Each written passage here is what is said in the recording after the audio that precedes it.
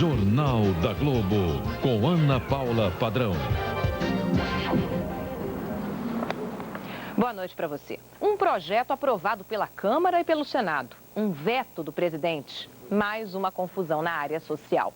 O Diário Oficial de hoje publicou o não do Palácio do Planalto à destinação de dinheiro do Fundef, o Fundo de Desenvolvimento do Ensino Fundamental, para instituições que cuidam de crianças especiais, como a Zapai. O projeto, considerado um avanço por parlamentares do PT, tropeçou na área econômica do governo petista, que alegou falta de verbas. O cobertor curto, mais uma vez. O imbróglio e as possíveis soluções é o que você vê agora no Jornal da Globo, que vai mostrar também. Cronologia do crime. Como foram os últimos dias de vida dos jovens namorados assassinados em São Paulo? Prato feito. Restaurantes Aquilo cobram multa de quem deixa sobras e compram briga com a freguesia. Corpo alterado. Brasileira entra para o livro dos recordes com milhares de piercings pelo corpo. Destino verão. Preços em conta, tango em alta e o eterno charme portenho lotam Buenos Aires de turistas. Agora no Jornal da Globo. Nesta quarta-feira, a polícia de São Paulo vai fazer uma acareação entre o menor e o outro homem preso, acusados de matar o casal de namorados Felipe Café e Liana Friedenbach. Testemunhas do caso também devem fazer um retrato falado de uma pessoa que seria o terceiro criminoso envolvido no assassinato do casal. Hoje, o enterro dos jovens foi marcado pela dor e pela revolta. Veja na reportagem de Monalisa Perrone. Revoltados com a violência do caso, no início da noite, os moradores de Embu Guaçu se concentraram em frente ao fórum, onde o menor de 16 anos prestou depoimento. Houve tumulto. Algumas pessoas jogaram pedras nos carros da polícia, que dispersou os manifestantes com bombas de gás lacrimogêneo.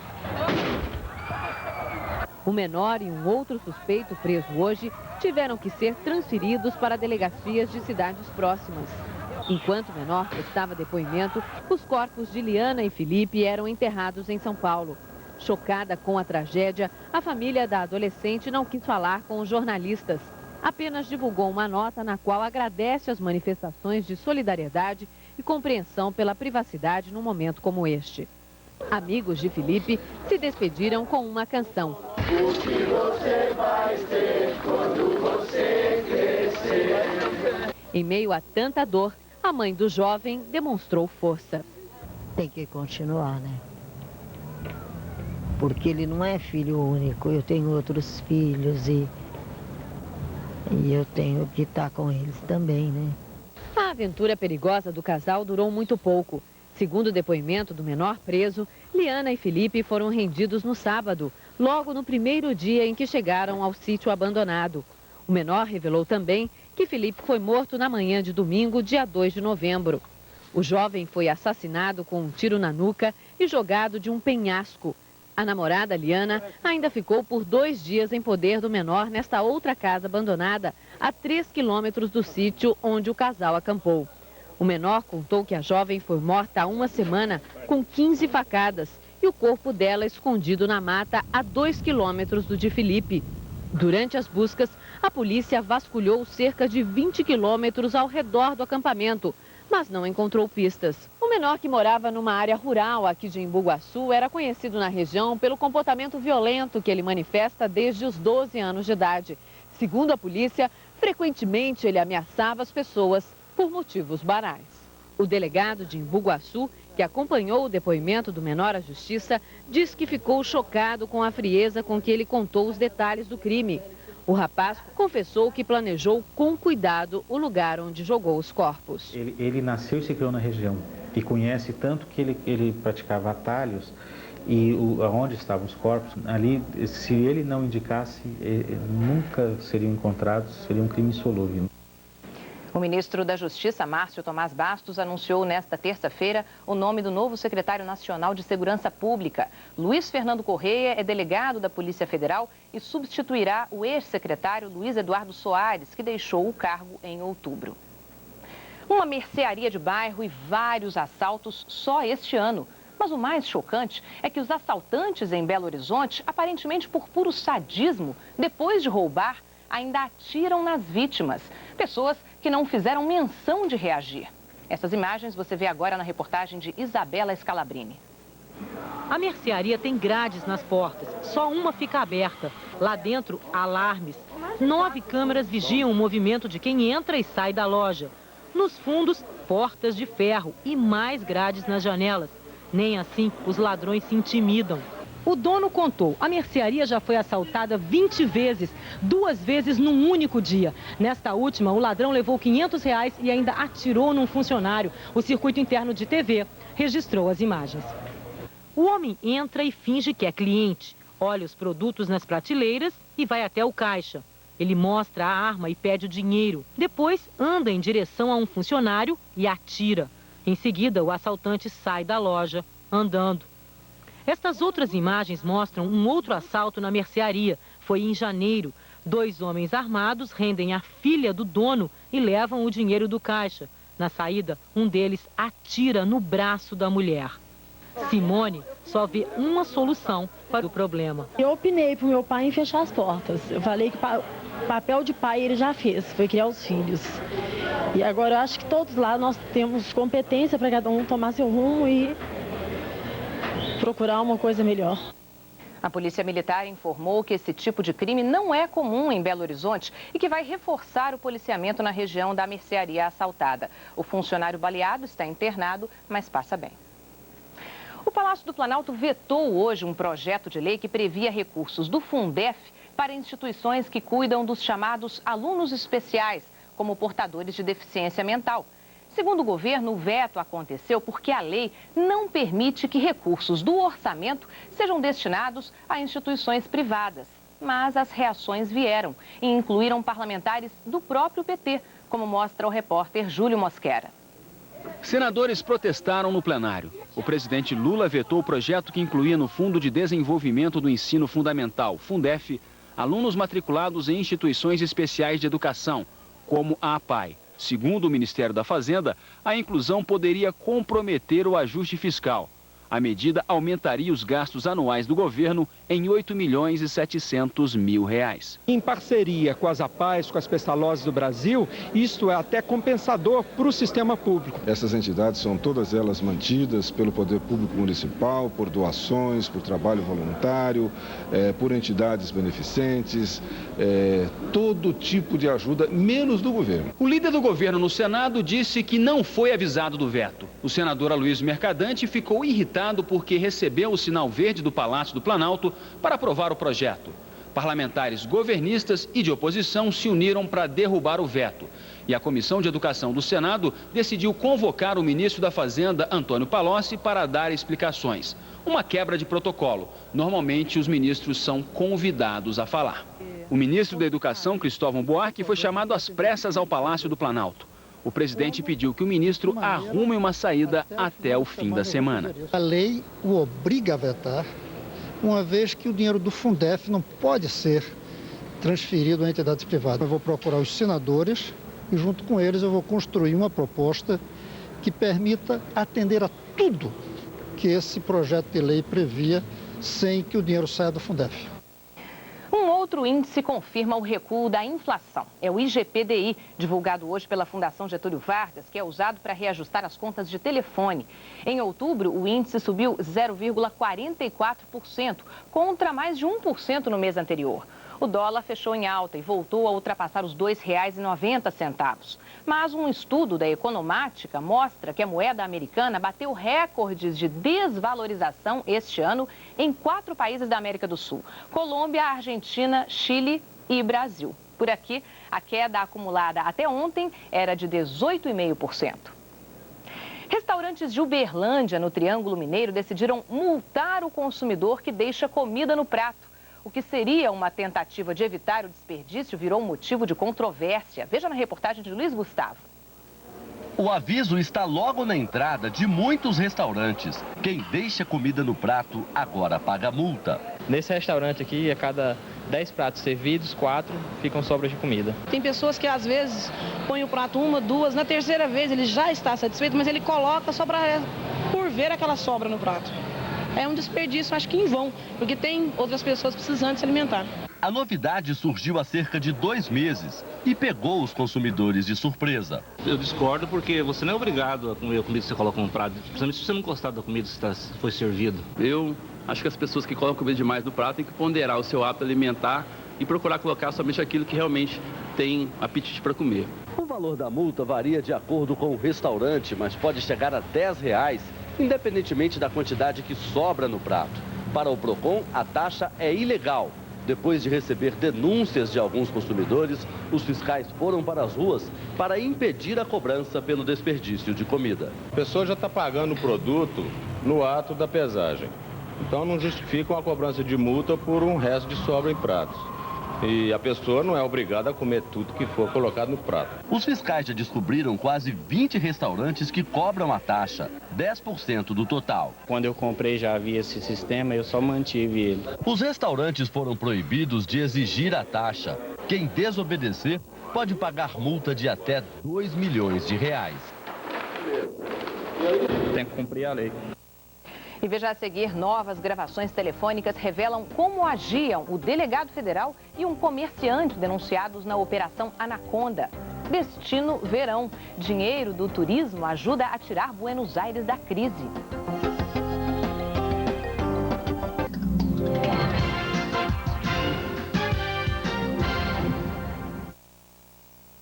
Telefonemas interceptados pela Polícia Federal comprovam a ligação de um comerciante chinês com os acusados na Operação Anaconda. O comerciante foi ouvido nesta terça-feira em São Paulo pela CPI da pirataria. A reportagem é de César Tralli.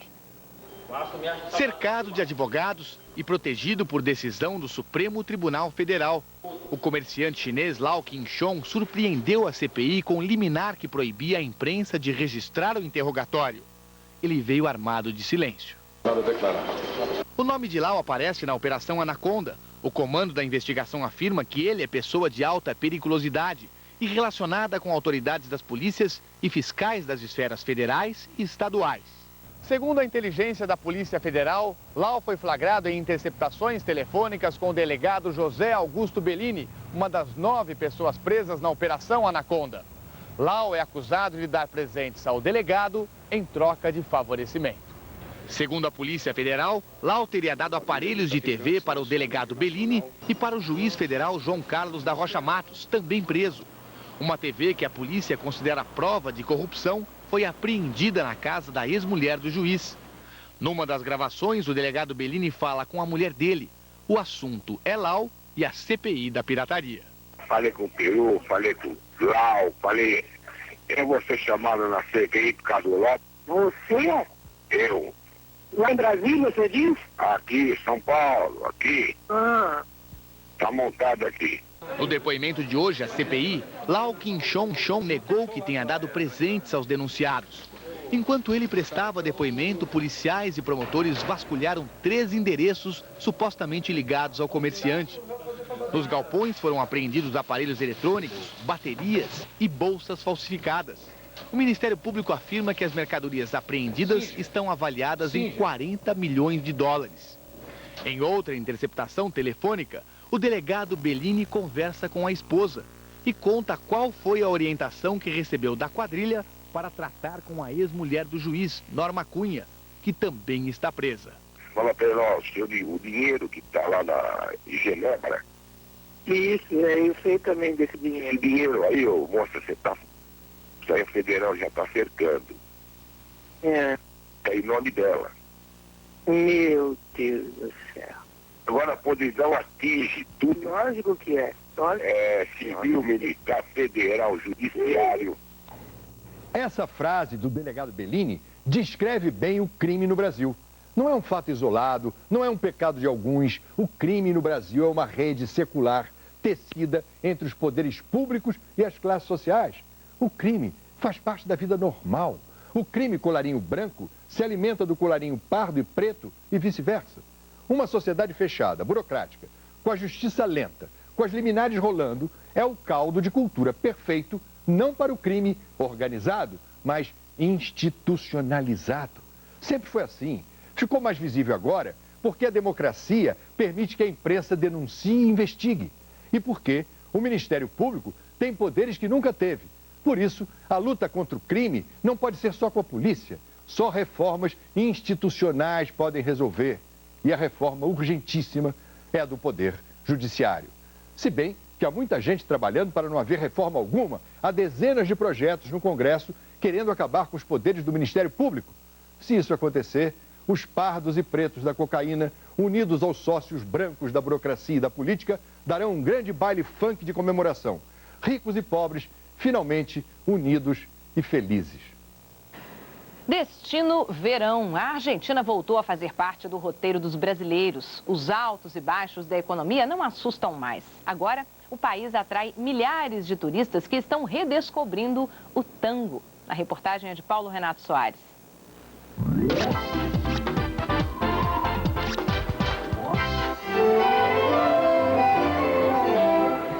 Os encantos e os preços de Buenos Aires nunca atraíram tantos turistas. A Glaia descobriu que 3 dias na capital argentina sairiam mais em conta do que uma viagem pelo Brasil. Se a gente viajasse aqui para o Brasil, que a gente havia pensado no Rio de Janeiro, não poderia ficar no hotel da categoria que a gente ficou em Buenos Aires e nem fazer os tipos de passeios e restaurantes e shows. Ficaria bem mais caro. Só com passagem para o Rio de Janeiro, ela gastaria R$800.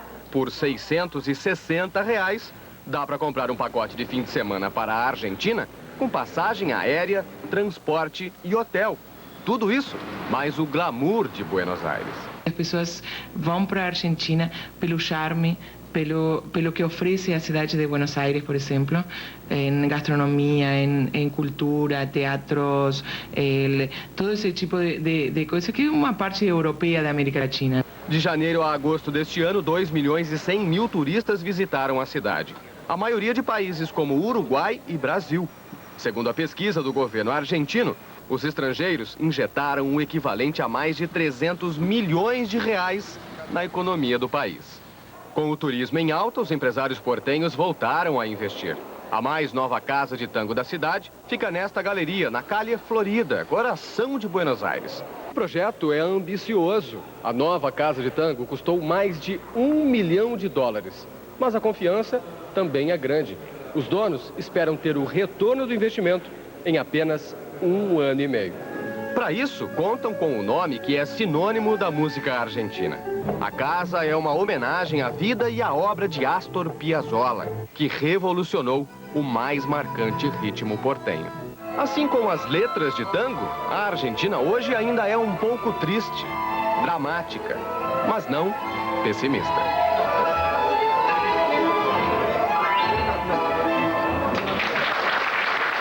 E veja a seguir, guerra contra o terror. O Senado americano aprova sanções diplomáticas e econômicas contra a Síria. Silêncio forçado. O jornal francês é censurado na Inglaterra por citar escândalo sexual envolvendo o príncipe Charles.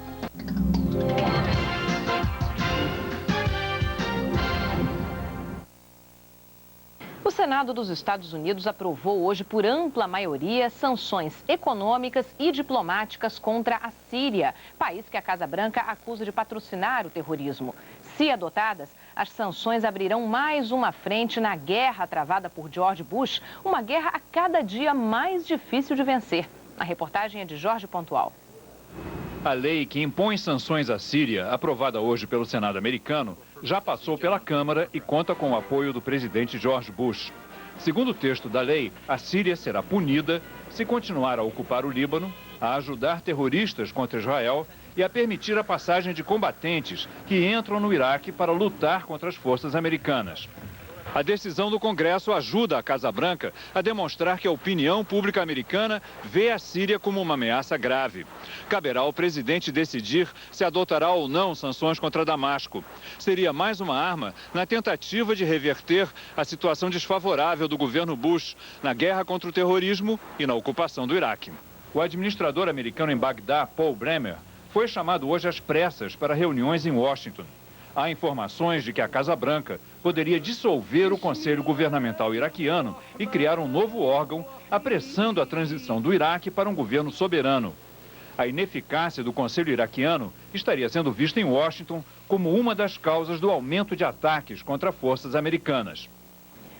Excesso de zelo ou censura mesmo? Nesta terça-feira, o jornal francês Le Monde foi impedido pelo próprio distribuidor, o Financial Times, de circular no Reino Unido.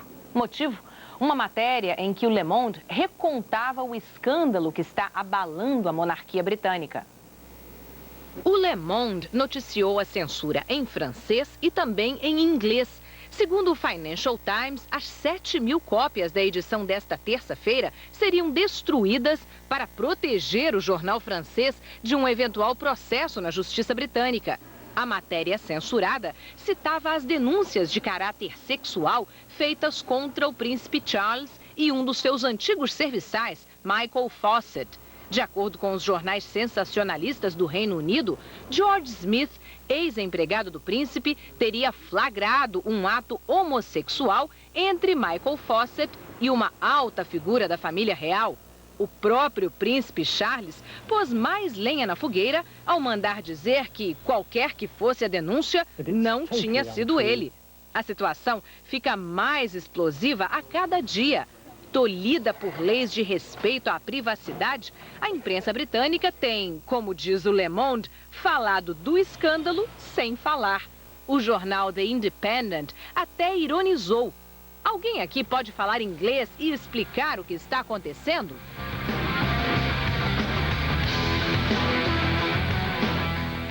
Na semana passada, outras publicações europeias sofreram o mesmo tipo de censura no Reino Unido.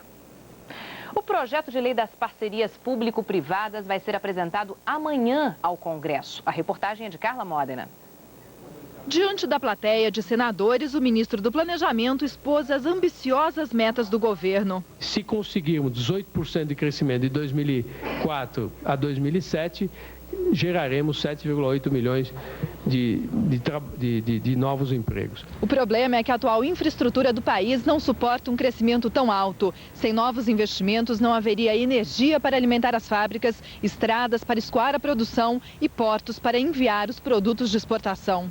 É o caso do Porto de Santos, que já opera muito perto do limite. Novos investimentos da ordem de 700 milhões de reais são urgentes. Essa estrutura é muito precária, tá? É uma estrutura desde 1850 das aberturas dos portos. Não tem condições de atender da forma do crescimento que nós estamos tendo hoje da exportação brasileira. Mas a lista de carências é extensa. Por isso, a intenção do governo é buscar na iniciativa privada os recursos para ampliar a infraestrutura do país.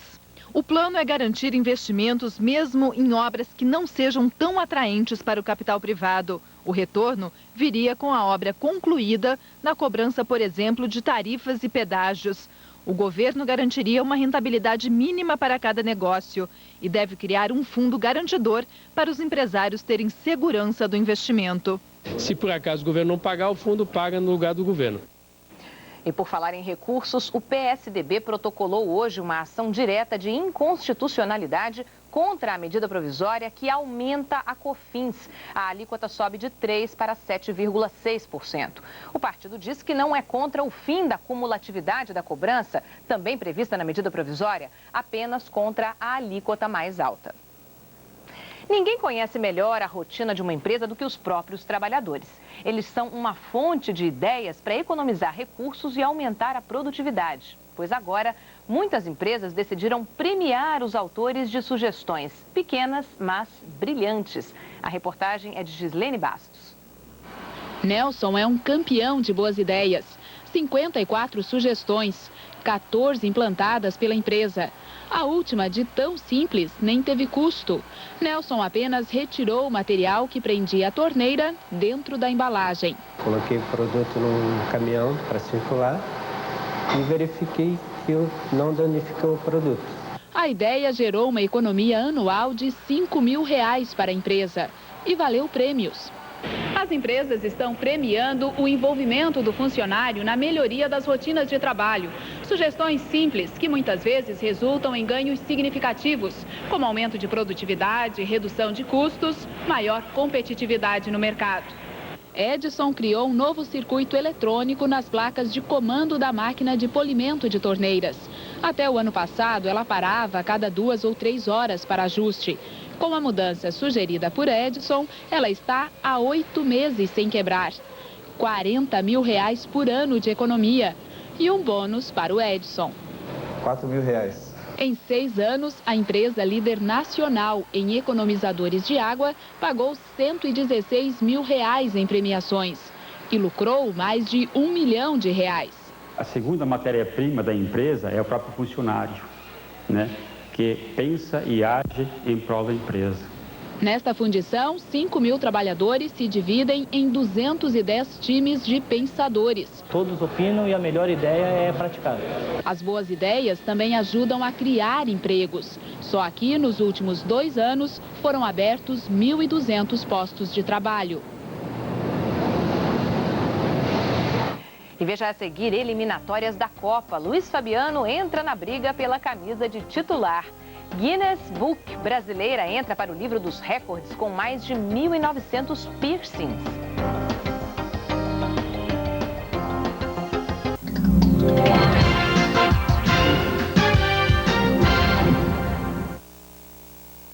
Futebol, a seleção brasileira já está em Teresópolis, no Rio, onde vai se preparar para os jogos das eliminatórias da Copa, com novos e velhos ídolos brigando pela camisa de titular. A reportagem é de Mauro Naves.